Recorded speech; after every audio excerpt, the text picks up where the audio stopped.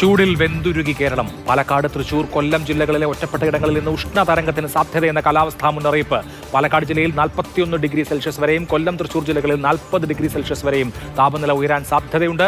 കൊല്ലം, തൃശൂർ ജില്ലകളിലെ വിദ്യാഭ്യാസ സ്ഥാപനങ്ങൾക്ക് ഇന്ന് അവധിയാണ്. സംസ്ഥാനത്തെ അങ്കണവാടികളിൽ പ്രീ സ്കൂൾ പ്രവർത്തനം ഒരാഴ്ചത്തേക്ക് നിർത്തിവച്ചിരിക്കുകയാണ്. ഉച്ചയ്ക്ക് 11 മണി മുതൽ 3 മണി വരെ സെൽഫ് ലോക്ക്ഡൌൺ ആയി പ്രഖ്യാപിക്കണമെന്ന നിർദ്ദേശമുണ്ട്. അതേസമയം അടുത്ത 3 മണിക്കൂറിൽ തിരുവനന്തപുരം, കൊല്ലം, പത്തനംതിട്ട, ഇടുക്കി ജില്ലകളിൽ ഒറ്റപ്പെട്ട ഇടങ്ങളിൽ നേരിയ മഴയ്ക്ക് സാധ്യതയുണ്ടെന്ന് കാലാവസ്ഥാ വകുപ്പ് അറിയിക്കുകയും ചെയ്തു. കണ്ണൻ നായരും ടി എസ് ഹരികൃഷ്ണയും വിവരങ്ങൾ നൽകും. കണ്ണൻ, ആദ്യം കൊല്ലത്ത് നിന്ന് 40 ഡിഗ്രിയാണ് ചൂട്. വെക്കേഷൻ ക്ലാസ്സുകളൊന്നും പാടില്ല എന്ന നിർദ്ദേശം നൽകിയിട്ടുണ്ട്. ഉഷ്ണതരംഗത്തിന് സാധ്യതയുണ്ട്. ചൂടിന് എന്തെങ്കിലും ശമനം പ്രതീക്ഷിക്കുന്നുണ്ടോ? മഴമേഘങ്ങൾ കാണുന്നുണ്ടോ മാനത്ത്? മഴമേഘങ്ങളില്ല അഭിലാഷ്, ഒരു തരത്തിലുള്ള ശമനവും കാണുന്നില്ല. പുനലൂരിലൊക്കെ തന്നെ പുറത്തേക്ക് ഇറങ്ങാൻ സാധിക്കാത്ത അവസ്ഥയാണ്. ഞാനിപ്പോൾ ഒരു ചെറിയ തണൽ കിട്ടിയ സ്ഥലത്ത് ഒരു കരിക്ക് വിൽക്കുന്ന കടയുടെ മുന്നിലേക്ക് എത്തിയതാണ്.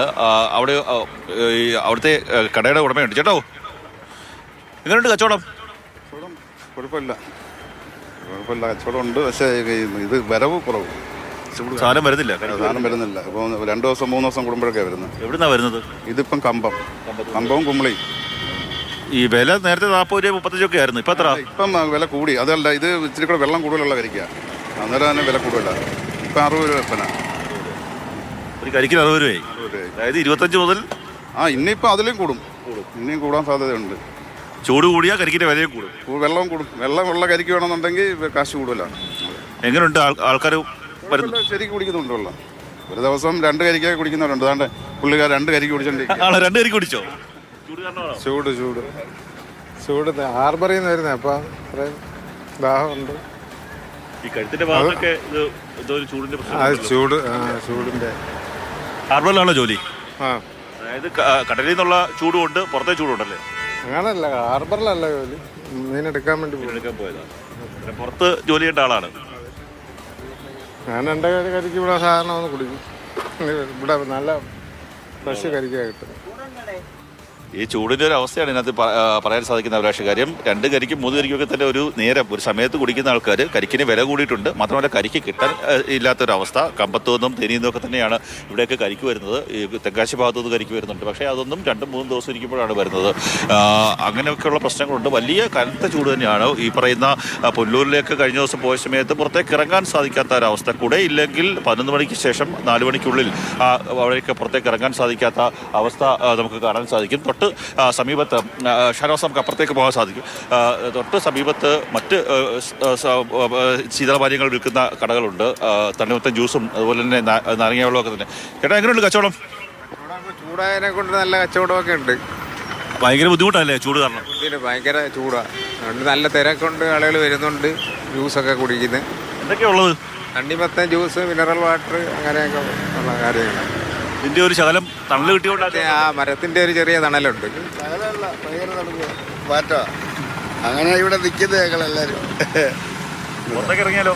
അയ്യോ, അല്ലാതെ ഇങ്ങോട്ട് പോകുമ്പോൾ ഭയങ്കരമായ ചൂട്. ഈ കാലാവസ്ഥ വലിയ പാടാ. പൈസ മക്കള് ഇന്ന് ഇവിടെയൊക്കെ ഒഴിവാ, സ്കൂളൊക്കെ. അങ്ങനെ പോവുക. അഭിലാഷ്, 2 ചെറിയ മരങ്ങളുണ്ട്. ആ ചെറിയ മരങ്ങളുടെ ചുവട്ടിലാണ് ഒരാൾ കരിക്ക് കച്ചവടം നടത്തുന്നു, മറ്റൊരാൾ ഈ ശീതളപാനീയങ്ങൾ, ഈ തണ്ണിമത്തൻ ജ്യൂസും മറ്റുള്ള കാര്യങ്ങളും വിൽക്കുന്നു. ആ തണൽ ഭാഗത്ത് നിന്ന് ഞാനിപ്പോൾ നിൽക്കുന്ന ഈ തണലുള്ള ഭാഗത്ത് നിന്ന് വെയിലുള്ള ഭാഗത്തേക്ക് മാറിക്കഴിഞ്ഞാൽ നമുക്ക് അറിയാൻ സാധിക്കും നമ്മുടെ ശരീരത്തിൽ എത്രത്തോളം ചൂടിൻ്റെ കാഠിന്യമുണ്ട് എന്ന് നമുക്ക് അറിയാൻ സാധിക്കും. ആ മരത്തിൻ്റെ ചുവട്ടിൽ നിന്ന് ഇപ്പുറത്തേക്ക് മാറുമ്പോൾ ആ ഇപ്പോൾ 40 ഡിഗ്രി വരെ ഇവിടെ ചൂട് താപനില ഉയരാൻ സാധ്യതയുണ്ടെന്നാണ് പറയുന്നത്. പക്ഷേ നമുക്ക് പുറത്തേക്ക് നിൽക്കുമ്പോൾ 40 45-ന് മുകളിൽ താപനില ഉയർന്നിട്ടുണ്ടാകാം എന്നുള്ളതാണ് നമ്മുടെ ശരീരത്തേക്ക് ആ വെയിലടിക്കുമ്പോൾ ഉണ്ടാകുന്ന ഒരു അവസ്ഥ. എന്തായാലും വലിയ ബുദ്ധിമുട്ടിൽ തന്നെയാണ്. 11 മണി മുതൽ ഏതാണ്ട് 3 മണി വരെ പുറത്തേക്ക് ഇറങ്ങരുത് എന്നുള്ള നിർദ്ദേശം കർശനമായി തന്നെ ജില്ലാ ഭരണകൂടം നൽകിയിട്ടുണ്ട്. തന്നെ ഇന്ന് ജില്ലയിലെ സ്കൂളുകൾക്ക്, വിദ്യാഭ്യാസ സ്ഥാപനങ്ങൾക്കൊക്കെ തന്നെ അവധിയാണ്. പ്രൊഫഷണൽ അടക്കമുള്ള കോളേജുകൾക്ക് അവധിയാണ്.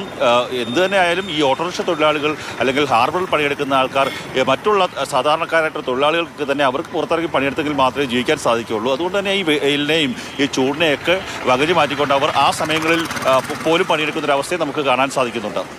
തീർച്ചയായിട്ടും. എന്തായാലും കണ്ണനും ഷാനവാസും ഓരോ ജ്യൂസോ കരിക്കോ ഒക്കെ കുടിക്കുക. നിർജ്ജലീകരണം തടയേണ്ടത് ഈ വേനൽക്കാലത്തെ ഒരു പ്രധാനപ്പെട്ട കാര്യമാണ്. നമ്മളെ ബോഡി എപ്പോഴും ഹൈഡ്രേറ്റ് ചെയ്തുകൊണ്ടിരിക്കണം. ഒപ്പം നേരിട്ട് വെയിലടിക്കുന്നത് ഒഴിവാക്കുക.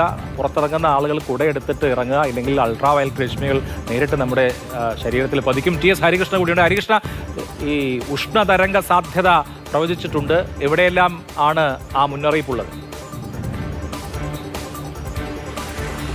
തൃശ്ശൂരും പാലക്കാടും കൊല്ലത്തുമാണ് ഈ ഉഷ്ണതരംഗ സാധ്യതയ്ക്കുള്ള മുന്നറിയിപ്പ് ഉള്ളത്. അത് ഇന്നലെയാണ് ആ മുന്നറിയിപ്പ് നൽകിയത്. ഇന്നുകൂടി ആ മുന്നറിയിപ്പ് തുടരും. പക്ഷേ നാളെ കഴിഞ്ഞാലും താപനിലയിൽ വലിയ വ്യത്യാസമൊന്നും കാണുന്നില്ല. ഇന്നും ഇന്നലെയും എന്ന് പറയുന്നത് 41 ഡിഗ്രി സെൽഷ്യസ് ആണ് പാലക്കാട് ജില്ലയിലെ ഉയർന്ന താപനില എന്ന് പറയുന്നത്. കൊല്ലത്ത് 40 ഡിഗ്രി സെൽഷ്യസ് ഉണ്ട്. ഇന്നും അത് തുടരും. പക്ഷേ നാളെ ആകുമ്പോൾ 40 ഡിഗ്രി സെൽഷ്യസ് പാലക്കാട് ഉയർന്ന താപനിലയ്ക്ക് സാധ്യത, 39 ഡിഗ്രി സെൽഷ്യസ് കൊല്ലത്ത് ഉയർന്ന താപനിലയ്ക്ക് സാധ്യത. ഇതാണ് കാലാവസ്ഥാ നിരീക്ഷണ കേന്ദ്രത്തിന്റെ അറിയിപ്പിൽ പറഞ്ഞിരിക്കുന്നത്. ഈ താപനില 41 ഡിഗ്രി സെൽഷ്യസ് ഒക്കെ ആണെങ്കിലും നമ്മൾ നേരിട്ട് അനുഭവിക്കുന്ന ചൂടെന്ന് പറയുന്നത് അതിനേക്കാൾ കൂടുതലാണ്. 3-4 ഡിഗ്രി സെൽഷ്യസ് അധികമാണ് ഉഷ്ണം അനുഭവപ്പെടുന്നത് എന്ന് പറയുന്നത്. ഞാനിപ്പോൾ ചിറയൻകീഴിന്ന് നമ്മുടെ ഓഫീസിലേക്ക് വരുന്ന വഴിയാണ്. പെരുമാതുറ ഭാഗത്താണ് നിൽക്കുന്നത്. ഇവിടെ ഇപ്പോൾ ഒരു മൂടിക്കെട്ടിയ അന്തരീക്ഷം, അതായത് കാലാവസ്ഥാ നിരീക്ഷണ കേന്ദ്രത്തിന്റെ പുതിയ അറിയിപ്പിൽ പറയുന്നത് അടുത്ത 3 മണിക്കൂർ തിരുവനന്തപുരം ജില്ലയിൽ പല സ്ഥലങ്ങളിലും നേരിയ മഴയ്ക്കുള്ള സാധ്യതയുണ്ടെന്നാണ്. ഇന്നലെ തിരുവനന്തപുരം നഗരത്തിലൊക്കെ ഉച്ചയ്ക്ക് ശേഷം നല്ല മഴ പെയ്തിരുന്നു. അതൊരാശ്വാസമാണ്. വേനൽ മഴ ഇപ്പോഴത്തെ ഒരു അറിയിപ്പിൽ, കാലാവസ്ഥാ നിരീക്ഷണ കേന്ദ്രത്തിന്റെ അറിയിപ്പിൽ മെയ് ആദ്യവാരത്തോടു കൂടി സജീവമായി പെയ്യാൻ സാധ്യതയുണ്ടെന്നാണ്. അങ്ങനെയെങ്കിൽ അത് ചൂടിന് ആശ്വാസമാവും. TS ഹരികൃഷ്ണയാണ് വിവരങ്ങൾ നൽകിയത്. ഉഷ്ണതരംഗ സാധ്യതയുണ്ട്. 40 ഡിഗ്രിയാണ് പലയിടത്തും ചൂട്. എങ്കിലും അത് കൂടുതൽ നമുക്ക് ഫീൽ ചെയ്യുന്നതിന് കാരണം കേരളത്തിലെ അന്തരീക്ഷത്തിൽ ഉയർന്ന ഹ്യൂമിഡിറ്റി ഉണ്ട്. അതുകൊണ്ട് 40 ഡിഗ്രി ആണെങ്കിലും അതിൽ കൂടുതൽ ഉഷ്ണം നമുക്ക് അനുഭവപ്പെടും. അൾട്രാ വയലറ്റ് ഇൻഡെക്സ് ഉയർന്നു നിൽക്കുകയാണ്. അതുകൊണ്ട് നേരിട്ട് വെയിൽ ഏൽക്കാതിരിക്കാൻ പ്രത്യേകം ശ്രദ്ധിക്കുക. സൂര്യാതപ സാധ്യതയുണ്ട്. സൂര്യാഘാതമേറ്റ് ആളുകൾ മരിച്ച സംഭവം പോലും റിപ്പോർട്ട് ചെയ്തിട്ടുണ്ട്. അതുകൊണ്ട് 11 മണി മുതൽ 3 മണി വരെയുള്ള സമയത്ത് നേരിട്ട് വെയിൽ ഏൽക്കാതെ ശ്രദ്ധിക്കുക എന്ന കാര്യം കൂടി പ്രേക്ഷകരെ ഓർമ്മിപ്പിക്കുകയാണ്.